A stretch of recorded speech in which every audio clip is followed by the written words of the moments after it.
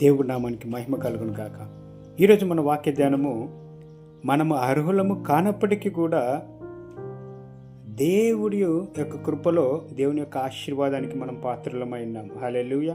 ఏ విధంగా అంటే, ఐగుప్తు బానిసత్వంలో ఉన్నటువంటి ఇశ్రాయేలు ప్రజలందరూ కూడా వాళ్ళు పస్కా పండుగ రోజున వాళ్ళ ద్వారబంధములకు ఆ రక్తాన్ని, గొర్రెపిల్ల రక్తాన్ని వాళ్ళు పుంచినప్పుడు అవతల వాళ్ళు సురక్షితంగా ఉన్నట్టు మనం వాక్యంలో చూస్తూ ఉన్నాం.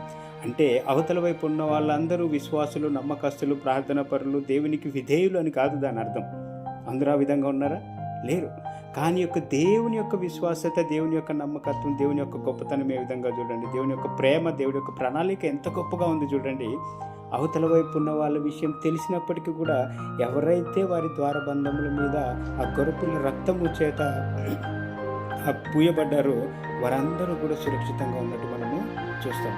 దేవుడు మనకి ఇచ్చేటువంటి ఆశీర్వాదాలకి మనం యోగ్యులమని ఇవ్వడు, మనం అర్హులమని ఇవ్వడు.